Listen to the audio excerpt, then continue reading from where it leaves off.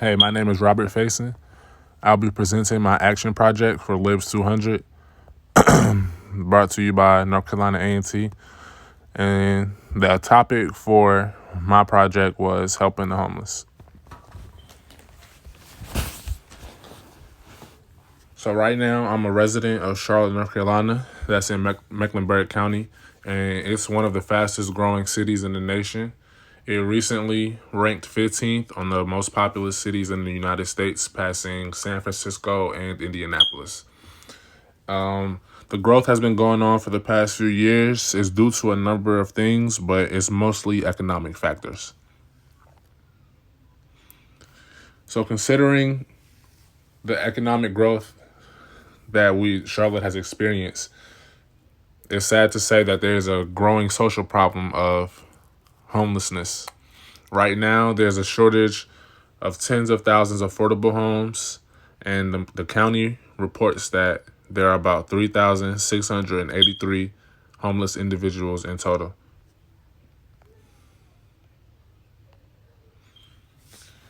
So, in order to take action, we decided to get active in the community. A group of friends and I decided to go downtown and visit some of the homeless individuals.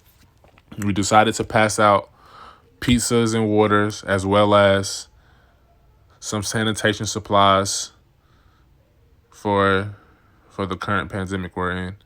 And if you look at the pictures, you see us, and this is the stuff we was able to pass out. All in all, it was a great experience, and I feel like it was just a good thing that we got to go out and meet these people, because every day we just walk past a homeless person or see them and ignore them, and it's crazy because they're actual humans, and many of the times we just go right by them. While we were out, we noticed some of the most populated places with homeless individuals. You could see that there were a number of tents put up. The tents were all around the city, usually in open areas, and there were probably about 20 to 30 tents for every little area it was that they were inhabiting. And Charlotte reports that 15% of the homeless people occupy the shelters. So that shows how many are just left out on the street, who aren't able to, go find a place to lay their heads or just take shelter in at a time like this. If you travel around the city, it's easy to spot some of these tents, especially from major highways. They're usually around downtown area. And if you just ride past, sometimes you'll see people out there, and it's crazy because a lot of them, like when we were out talking to them and like handing them stuff, they stated that they actually had jobs and they would get up and work every day. But it's just, I guess they didn't have housing for their own personal reason, and I feel like that's kind of bad on the city's part, really, the whole world, really, because if someone can get up and work every day but can't afford a house, there has to be something in place for them to, further advance themselves. And that's all part of the stuff that I learned. So,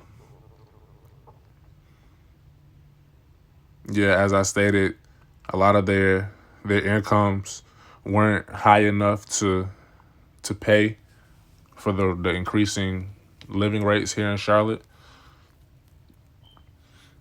But while we were out, we also ran into other people who were doing the same thing, passing out food to the less fortunate. And while we were out and we saw them, we decided to, stop and talk and kind of get an idea of what they were doing, because their ideas, their actions were kind of coinciding with ours. And after our talk with them, we realized that there are a few different programs in place where you can drop off goods and non-perishable items, and like they just drop it off in the areas, and then like, the people just kind of disperse it amongst themselves. they kind of just like pick over what they bring. So most of the time it's like fruits and things like peanut butter and peanuts, and they just go through that. So prior to this, when I was looking at homelessness, I mean, it was only so much I could do as a student. That was my viewpoint at first, but actually,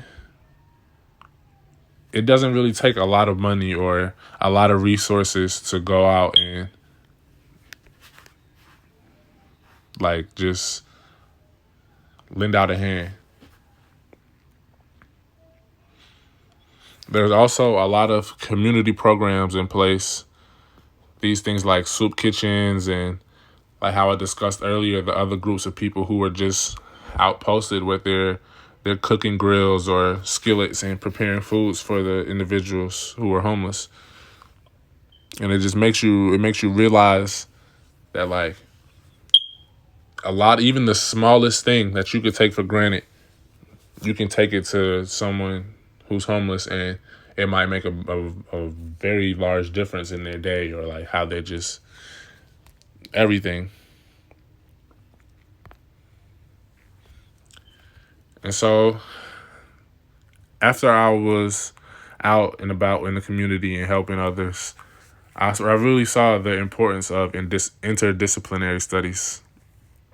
I was thinking to myself how we could solve the issue, but it really made me realize you can't just come up with a resolution just by thinking of one. Like there's so many different factors, like economic and political standpoints, that all have to be included into your thought process into figuring out what was going on. So all in all, it was a good experience. I was glad I was able to go out and actually lend a hand. I felt very good about myself afterwards. And it's definitely something I'm trying to inspire others to do, others like myself, especially the students. And that's the end of my presentation. I thank you for watching.